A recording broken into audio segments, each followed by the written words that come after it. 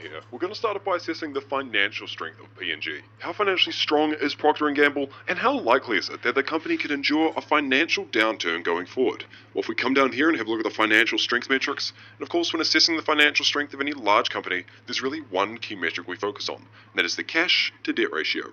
The cash the business currently has on hand to meet their short-term and long-term debts outstanding. And the current cash debt ratio for P&G is 0.32. Not that great.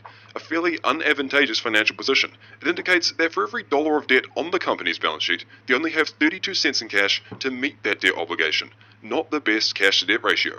It indicates that if Procter & Gamble's management so desired, they could only pay down 32% of the debt outstanding on their balance sheet before needing to look to additional operational cash flows to supplement both their interest and principal-based debt repayments going forward. On the surface, this cash debt ratio may not seem super appealing, but what some investors may be missing is the massive amounts of free cash flow being generated by Procter & Gamble's core operations on a daily basis. The consistency and magnitude of these cash flows offsets the financial risk associated with this low cash to debt ratio. The massive amounts of free cash flow flowing into the business allow them both to pay down their debt obligations and also reinvest and grow their business going forward. So by virtue of these massive amounts of free cash flow, the business is actually in a fairly advantageous financial position. The degree of financial safety brought about by these cash flows is accentuated by the high Altman score the company has been assigned. The company has been assigned an Altman score of 5.45, indicating a great degree of safety with the business and very little risk of financial default going forward. In the event of a financial downturn, Procter & Gamble is exceptionally well positioned with both the degree of cash on hand and consistent cash flows flowing in from operations, enabling them not only to endure a financial downturn, but also reinvest and reinvigorate growth through opportunistic acquisitions coming out of a pullback. So on a financial strength basis, by virtue of those massive free cash flows coming into the business is in a fantastic financial position. But that's simply the financial strength of P&G. Now let's have a look at profitability. Let's see how profitable P&G is as a company.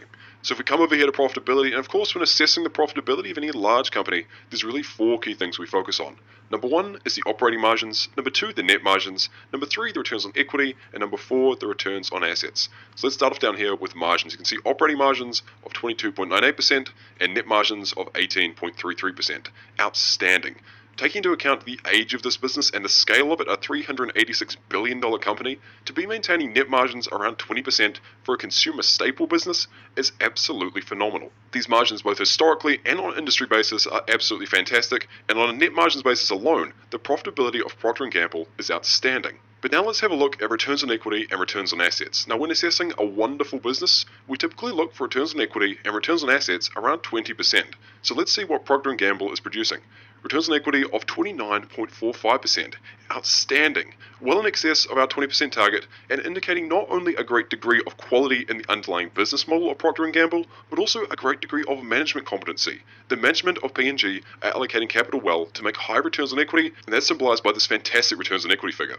Returns on assets, however, is slightly lower. Returns on assets of 11.87%, and although this is below our 20% threshold, I have no issues with this figure whatsoever. Given the nature of Procter & Gamble's business, there's a large degree of capital infrastructure and ongoing costs associated with running their business, and naturally lower returns on assets are made. This 12% figure, once again, taking into account the scale of the business and the age of the business, is absolutely fantastic. Returns on assets of 12% is absolutely phenomenal, and if they were to maintain returns on assets of 12% going into the future, that would be absolutely fine, and in fact quite impressive from an investment perspective. So on a profitability basis, by virtue of almost every single metric, this business is outstanding relative to the industry in which it operates. So on a financial strength basis, the business is well positioned by virtue of the massive amounts of free cash flow coming in from operation, and on a profitability basis, they're doing exceptionally well. But now let's get an idea of how much Procter & Gamble is worth as a business, because although it may be a wonderful company, if it's not trading at a fair valuation, then investing in the company right now could lead to losses in the short to medium term. So let's come down here and have a look at some basic valuation metrics. And of course, when assessing a company utilizing these simple valuation metrics, there's a lot of different ratios and figures we can use to make an assessment of the value of the company. You've got the current ratio, quick ratio, days inventory, EV to EBITDA, PB ratio, PS ratio, all these different fancy ratios. But when it comes to assessing a business utilizing these simple ratios, there's really only one I use, and that's the PE ratio, the price to earnings ratio. And the current price to earnings ratio for P&G is 29.22. indicating a fairly high degree of growth assumption priced into the stock going forward. Investors in the broader market believe that Procter & Gamble can continue to grow at an elevated rate going into the future. Growth rates in excess of 15% on an earnings per share basis and free cash flow basis going forward over the next decade. Fairly high rates of growth priced in for what is already a very, very mature company. Whether or not this elevated PE indicates the company is over or undervalued is up for debate. What we are going to do later on is run a full DCF analysis, breaking down the company's earnings per share and free cash flow on a more granular level to give you a better idea of exactly how much the company is worth and exactly how much you should be paying for each individual share of the company. But before we get started on that, I want to break down some basic financial data associated with P&G. So if we come over here, you can see the revenue and net income for Procter & Gamble between 2010 and 2021. You can see back in 2010, revenue was around 77,576 and net income of 12,736. And then in 2021, revenue of 76,118 and net income of 14,306. So you can see pretty much no growth over the past decade. It's a very, very mature business, and these revenue and net income figures are indicative of that. A very mature business, no longer growing, simply making consistent and decent returns for shareholders, not growing at any exponential rate, and that is absolutely fine. Coming over here, having a look at the cash to debt balance of the company over time, you can see a very interesting trend. Every single year over the past decade, Procter & Gamble has employed more debt in excess of their cash on hand. You can see back in 2010, cash on hand was around 2,879 and debt of 29,832. And then in 2021, cash on hand of 10,288 and debt of 32,619. So throughout the past decade, every single year, debt has exceeded cash on hand. For some investors, this may generate a great degree of concern. They may feel as if P&G is over-leveraged, that they're using too much debt within their operations, and thus are opening themselves up to financial default in the event of a downturn. This isn't the case at all. Procter & Gamble, by virtue of those massive cash flows flowing in from operations, is in a fantastic financial position.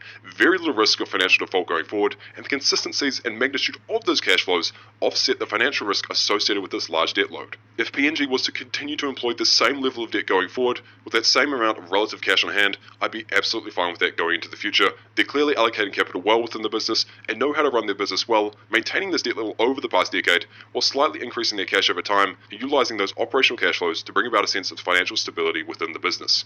On a financial strength basis, P&G is absolutely fine. Coming down here to returns on capital, you can see highly consistent returns on capital over the past decade, with the exception of a drop-off in 2015. But with the exception of that reduction in returns on capital in 2015, returns on capital have stood around pretty much 4 to 3% for most of the past decade, jumping up to around 9% over the past 2 years.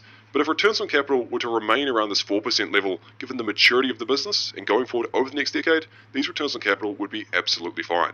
I'm obviously not expecting massive jumps in returns on capital going over time. It's a very, very mature, well-entrenched business making consistent returns for shareholders, and not a business that's going to generate massive returns on capital over the long term. For me right now, these returns on capital are absolutely fine and completely understandable given the nature of the business. So that's some basic financial data associated with P&G, the PE ratio to give you an idea of what the company may be worth, and also some profitability and financial strength data to give you an idea of how the business is performing. But if we really want to understand what P&G is worth as a company and how much we should be paying per share for the business, then we'd have to run something called a DCF analysis, a discounted cash flow analysis. And as Warren Buffett always says, the value of any business is the cash flow that it will return to its shareholders between now and Judgment Day. And that's exactly what a DCF tells us. We're going to run a DCF on both an earnings per share basis and a free cash flow basis to give us an idea of how much earnings the company is bringing in, then how much of that is translating to free cash flow the company can actually use to expand and grow their operations going forward. So coming down here, we're going to start off on an earnings per share basis. And if we come down here, we can see the earnings per share growth rates over the past 10, 5, and 1 year period. Over the past 10 years, it's been around 1%, 5 years 6.6%, and over the past 1 year, 4.6%. So you can see fairly low growth rates over the past decade. In fact, 1% growth rate over the past 10 years is exceptionally low.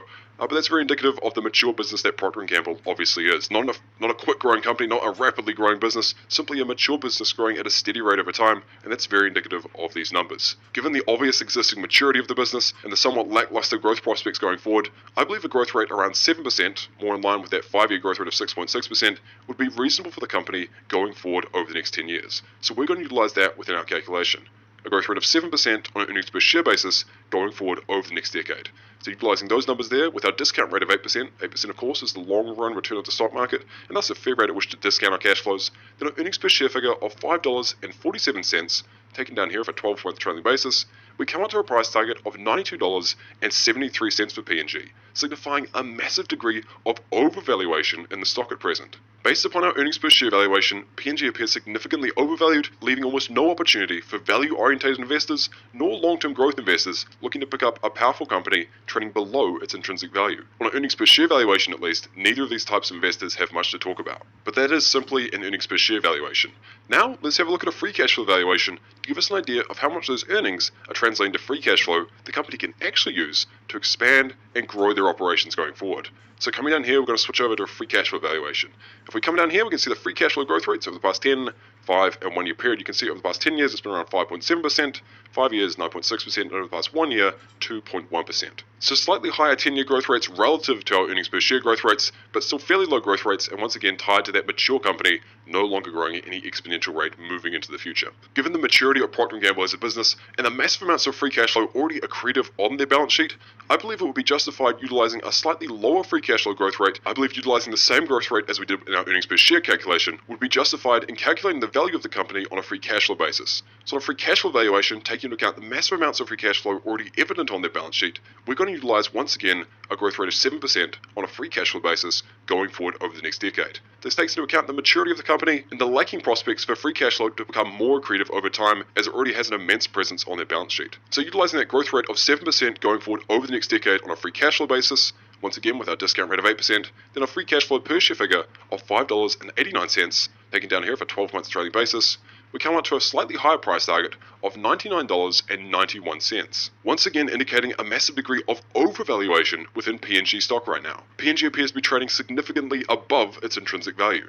So as you can see on both an earnings per share basis and a free cash flow basis, it appears as if P&G is well above its intrinsic value, meaning the stock is an unadvantageous buy for both value-oriented investors looking to buy companies below their intrinsic value and long-term growth investors looking to pick up companies trading at their fair value. So the company appears overvalued on both valuations, but which valuation makes more sense for the company? Is it better to use earnings per share or free cash flow to value P&G right now?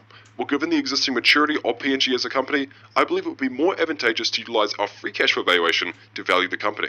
Investors in the market more broadly tend to value mature businesses such as Procter & Gamble on their free cash flow rather than their earnings per share, and thus our free cash flow valuation would provide a more logical option when valuing the company right now. So with that in mind, I'm going to utilize our free cash flow price target as my current price target for the company, and thus my current price target for P&G is going to be $99.91. Going forward, I believe P&G will continue to be a firmly entrenched and secure consumer staple company going forward over the next 10 to 20 years and even beyond. P&G isn't going away, it's firmly entrenched, a wide economic moat, and products that are consistently utilized within the households of millions worldwide. Despite the entrenched nature of its business, right now the stock is massively overvalued, and thus I don't see a viable buying opportunity present. So for me right now, the stock isn't a buy. So that was my brief yet somewhat detailed valuation of Procter & Gamble stock, a company with fantastic financial strength by virtue of the massive amounts of free cash flow consistently generated by its operations, profitability of a fantastic degree, with operating margins, net margins, returns on equity, and returns on assets all outstanding both on an industry basis and across mature businesses more broadly.